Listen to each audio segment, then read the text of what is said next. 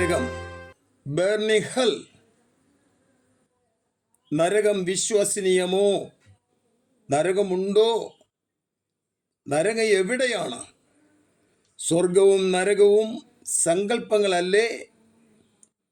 ഒരു കൂട്ടർ പറയുന്നു സ്വർഗവും നരകവും ഈ ഭൂമിയിൽ തന്നെ. ഇങ്ങനെ തുടരുന്നു മാനവജാതിയുടെ ചോദ്യങ്ങൾ. നരകവാസം ഇങ്ങനെയോ ഞാനിതറിഞ്ഞില്ലേ,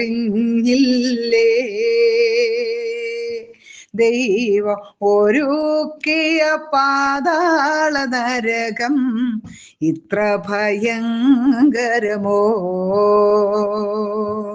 ദൈവം ഒരുക്കിയ പാതാള നരകം ഇത്ര ഭയങ്കരമോ.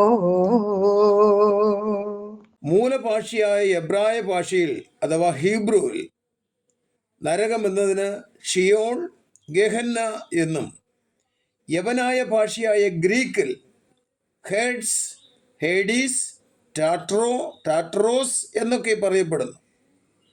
ഇംഗ്ലീഷിൽ ഹെൽ, പിറ്റ്, പെർഗട്രി, അണ്ടർവേൾഡ് എന്നും രേഖപ്പെടുത്തിയിരിക്കുന്നു. മലയാളത്തിൽ നിത്യനരകം, നിത്യാഗ്നി, യാതനാസ്ഥലം, പാതാളം, അധോലോകം, അധമപാതാളം എന്നിങ്ങനെ ബൈബിളിൽ രേഖപ്പെടുത്തിയിരിക്കുന്നു. ബഹുമാനപ്പെട്ട മുൻ അമേരിക്കൻ പ്രസിഡന്റായിരുന്ന എബ്രഹാം ലിങ്കൻ പൊതുവേദികളിൽ ഇപ്രകാരം പറയുമാറുണ്ട്: ദൈവം മനുഷ്യൻ നൽകിയ മഹാദാനങ്ങളിൽ ഏറ്റവും വലിയ ദാനമാണ് വിശുദ്ധ ബൈബിൾ. അത് ദൈവത്തിൻ്റെ അരുളപ്പാട് എന്നാണ്. ബൈബിൾ വിശുദ്ധ ഗ്രന്ഥമാണ്, സത്യഗ്രന്ഥമാണ്. ബൈബിളിൽ ദൈവാത്മാവ് ഭക്തന്മാരോട് അരുളി ചെയ്ത വചനങ്ങളാണ് രേഖപ്പെടുത്തിയിരിക്കുന്നത്. 20-ൽ പരം ഡോക്ടറേറ്റുകളും നിരവധി പരമോന്നത ബഹുമതികളും പുരസ്കാരങ്ങളും ലഭിച്ച മഹാജ്ഞാനിയായിരുന്നു ഇന്ത്യയുടെ 2ാമത്തെ പ്രസിഡന്റായിരുന്ന ഡോക്ടർ രാധാകൃഷ്ണൻ. അദ്ദേഹം പറഞ്ഞത് സ്വർഗ നരകങ്ങളെക്കുറിച്ചും മരണാനന്തരം എന്തു സംഭവിക്കുന്നു എന്നതിനെക്കുറിച്ചും ബൈബിൾ മാത്രമേ വ്യക്തമായ മറുപടി നൽകുന്നുള്ളൂ.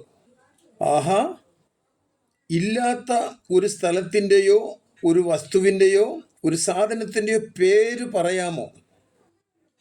മനുഷ്യാരംഭം മുതൽ കേട്ട് പരിചയമുള്ള പദമാണ് സ്വർഗവും നരകവും.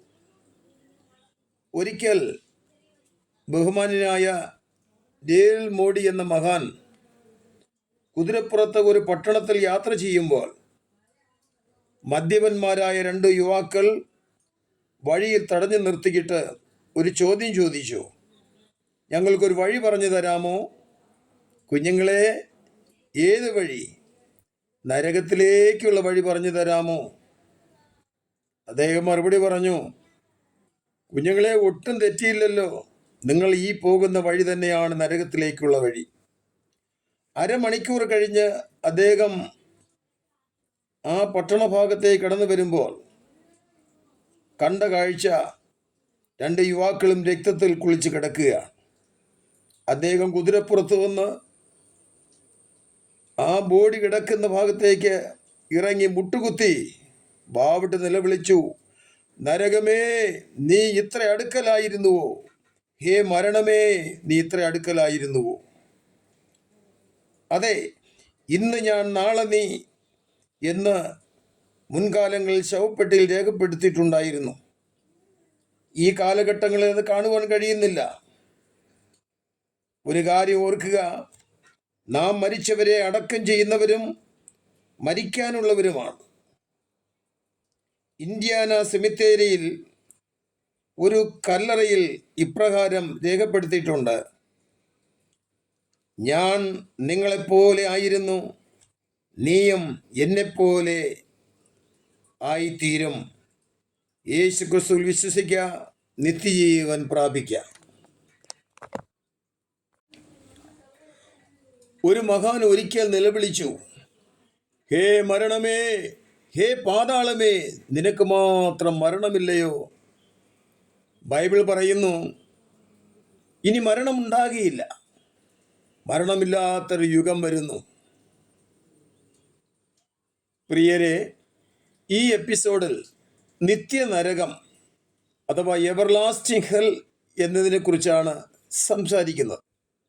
വിശുദ്ധ ബൈബിളിൽ കൂടെ വെളിപ്പെട്ടിരിക്കുന്ന തെളിവുകൾ ആണ് നമുക്ക് ആധാരം. ഇന്ന് നരകം ഒരു പ്രസംഗ പീഠത്തിലെ പ്രസംഗ വിഷയമല്ല.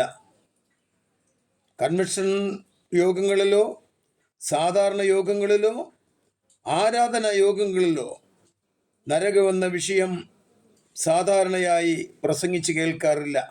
അതൊരു പഠന വിഷയവുമല്ല. മറ്റൊരു കാര്യം, കേൾക്കുവാനും ആരും ഇഷ്ടപ്പെടുന്നുമില്ല.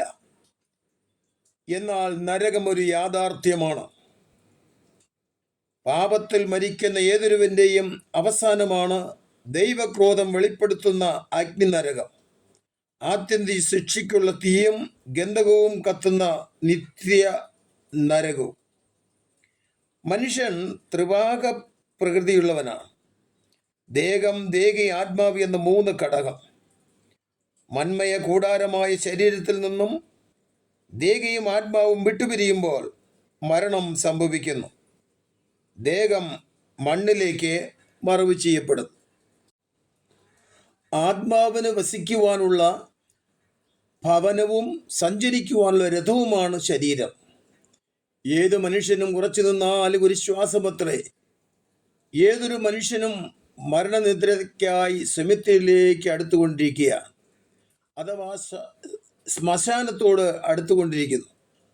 അതുകൊണ്ട് യഥാർത്ഥ ഭക്തന്മാർ ജീവിതയാത്രയിൽ ദൈവമേ എൻ്റെ ആയുസ് എത്ര എന്നതിനെയും എന്നെ അറിയിക്കണമേ, ഞാൻ എത്ര ക്ഷണികനെന്നറിയട്ടെ എന്ന് പ്രാർത്ഥിക്കാറുണ്ട്. ബാല്യവും കൗമാരവും യൗവനവും വാർദ്ധക്യവും എന്ന അവസ്ഥയിൽ കൂടെ മനുഷ്യൻ ആയുസ് പൂർത്തീകരിക്കുന്നു.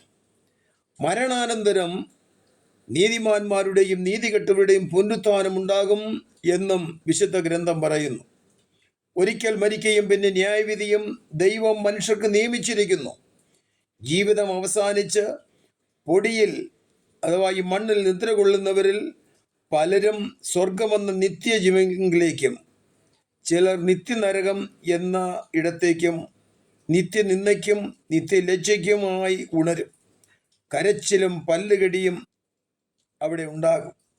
തീയും കത്തുന്ന ഗന്ധകവും എവർലാസ്റ്റിംഗ് എന്ന തീപ്പയിലേക്ക് തള്ളപ്പെടും. അതിനു മുമ്പായി അതിഭയങ്കരമായ അന്തിമ ന്യായവിധിയുണ്ട്. യേശു ക്രിസ്തുവിനെ രക്ഷകനായി അംഗീകരിച്ച് ജീവോത്സവത്തിൽ പേര് കാണാത്ത ഏവനെയും നരകമെന്ന തീപ്പയിലേക്ക് തള്ളിയിടും. പ്രിയരെ, നരകം ഒരു യാഥാർത്ഥ്യമാണ്. പാതാളമാകെ ദീനരോദനങ്ങളും ഏറ്റുപറച്ചിലും കരച്ചിലും പല്ലുകടിയും ക്രൗഡം നിറഞ്ഞ മുഖഭാവത്തോടെ കൂറ്റം പിശാചുക്കൾ ദണ്ഡിക്കുന്ന ഇടമാണ്. പുകയും ഗന്ധകവും തീയും ശ്വാസം മുട്ടിക്കുന്ന ഗന്ധകപ്പുകയും പല്ലുകടിച്ച് നിലവിളിക്കുന്ന മനുഷ്യാത്മാക്കൾ, ശരീരഭാഗങ്ങളിൽ കൂടെ അരിച്ചിറങ്ങുന്ന ചാകാത്ത പുഴുക്കൾ, പറക്കുന്ന കരിന്തേളുകൾ, അട്ടക്കൂട്ടങ്ങൾ, കറുത്ത വിഷപണ്ടുകൾ, അഗ്നിസർപ്പങ്ങൾ, കരിമ്പാമ്പുകൾ ഇതെല്ലാം അവിടെയുണ്ട്. നരകത്തിൽ എത്തിയ ആത്മാക്കളെ നിത്യം ആക്രമിക്കപ്പെടുന്നു. ഭയവും ഭീതിയും വർദ്ധിപ്പിക്കുന്ന ശബ്ദം. അതേ പ്രിയരെ, ദൈവകോപവും ക്രോധവും പ്രകടിപ്പിക്കുന്ന സ്ഥലമാണ് നരകം. മനുഷ്യൻ പ്രാണനെ വിട്ടാൽ അവൻ എവിടെ? ജീവിച്ചിരുന്ന് മരണം കാണാത്ത മനുഷ്യൻ ആരുള്ളൂ? തൻ്റെ പ്രാണനെ പാതാളത്തിൻ്റെ കയ്യിൽ നിന്ന് വിടുവിക്കുന്നവനും ആരുള്ളൂ എന്നത് ബൈബിളിലെ വിശേഷേറിയ ഒരു ചോദ്യമാണ്. എന്നാൽ നിത്യശാന്തിയുടെയും സമാധാനത്തിൻ്റെയും ഐശ്വര്യത്തിൻ്റെയും ആരാധനയുടെയും മാലാഖമാരുടെയും നിത്യപിതാവായ ദൈവത്തിൻ്റെ അടുക്കലേക്ക് പോകുവാൻ ഒരേ ഒരു വഴി കർത്താവായ യേശു ക്രിസ്തു മാത്രമാകുന്നു. ദിവ്യ സമാധാനം ഏവരിലും ഉണ്ടായിരിക്കുമാറാകട്ടെ. ആമേൻ.